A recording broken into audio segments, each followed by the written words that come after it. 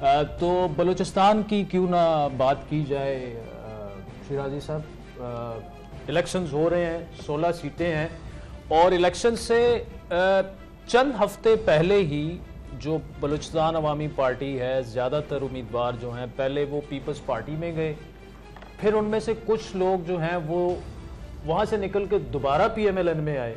तो बाप पार्टी तकरीबन तहलील हो चुकी है PMLN में और पीपल्स पार्टी में। इसमें कोई शक नहीं कि वो जमात के जो 18 के इलेक्शन के बाद वहाँ पे हुक्मरान जमात थी और मरकज़ के अंदर भी PTI के साथ एज ए कोलिशनल पार्टनर काम करते और इस वक्त भी अगर चेयरमैन सेनेट जो बैठे हैं उनका ताल्लुक बाप पार्टी से ही है, जानी साहब।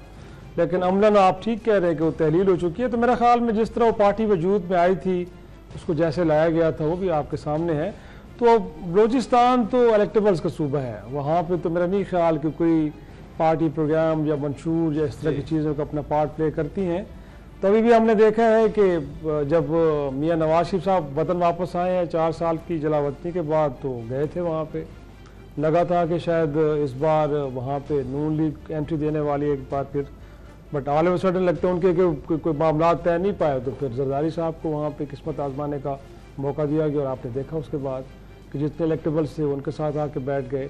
यहाँ तक कि निगरान सेटअप के अंदर सरफराज है तो सी, लेकिन मेजर चंक तो मेरे ख्याल में सिर्फ पीपल्स पार्टी के साथ खड़ा है। तो वहाँ तो मेरा ख्याल में अगेन वही इलेक्टेबल्स ही सूबे का फेट डिसाइड करते हैं। तो ऐसे ही होगा मेरे ख्याल में कि उनको जो इंडिकेटर्स हैं वो यही हैं कि शायद बलूचिस्तान के अंदर इस वक्त पीपल्स पार्टी की हुकूमत आएगी, लिहाजा उनके साथ खड़ा होना चाहिए, तो लोग चले गए। शिराजी साहब, बड़ी अच्छी बात की डॉक्टर मालिक ने पिछले दिनों। उन्होंने कहा बलूचिस्तान में इलेक्शन से पहले सियासतदानों की ट्रांसफर पोस्टिंग होती है। तो बहुत अच्छी बात है। और हम देखते हैं लिटरली ये कि जो नून में था वो PP में आ गया, जो PP में है वो उधर चला गया, वो फे में चला गया। मतलब इलेक्टेबल्स की पॉलिटिक्स पूरे पाकिस्तान में होती है, लेकिन हम हमेशा से कहते हैं कि बलूचिस्तान उसकी लेबोरेटरी है। वहाँ पे जो फार्मूला एक दफा हो गया ना, वो पूरे पाकिस्तान में बलूचिस्तान से होता है, हुकूक का ना हो। और आपने ये जो बात की कि बाप वाले जो हैं पहले पीपल्स पार्टी में और इधर उधर जो गए हैं, उसमें हमें जो फील मिल रही है वहाँ से वो ये कि जो लोग पीपल्स पार्टी में गए हैं उनके जीतने का ज़्यादा इम्कान है। जो नून में जो लोग गए हैं उनके जीतने का इम्कान ज़रा कम है। इस वजह से शायद शिराजी साहब कह रहे हैं कि पीपल्स पार्टी का वहाँ कोalition में आना उसके चांसेस ज़रा ज़्यादा हैं। But obviously we will see. एक तो जो सिक्योरिटी सिचुएशन है वहाँ की, मुझे तो समझ नहीं आता कि क्या इलेक्शन होगा वहाँ पे, कैसे लोग निकलेंगे।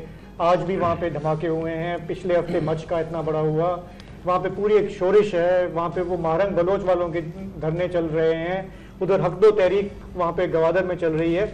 एक ऐसे सूबे में वी विल हैव टू सी। लेकिन उस सूबे का जो चीफ मिनिस्टर आया कदूस बेजंजो, शायद वो 400 वोट लेके आया था, आपको याद होगा। 400 आराम से 400 तो वहाँ तो 400 अराउंड 300 थे और वो चीफ मिनिस्टर रहा। तो बलूचिस्तान के नगीने जो है ना लेकिन अच्छा, एक तो ये आपने बात की, और जो दूसरी सरदार मेहताब साहब उधर किसी एक महफिल में उन्होंने कहा है कि नून लीग के बारे में, अब उसका हिस्सा नहीं रहे। तो किसी एक महफिल में मैंने बात की कि अब आप एक्टिव नजर नहीं आए। उसने कहा यार मामला पता है क्या है, अब हमारी क़यादत ने पार्टी को KPK के अंदर आउटसोर्स कर दिया है। तो वहाँ पे अमीर मकाम साहब, बाकी लोग जो बड़े लोग हैं आउटसोर्स हो गए, तो हम जैसे लोगों के वहाँ पे कोई जगह नहीं।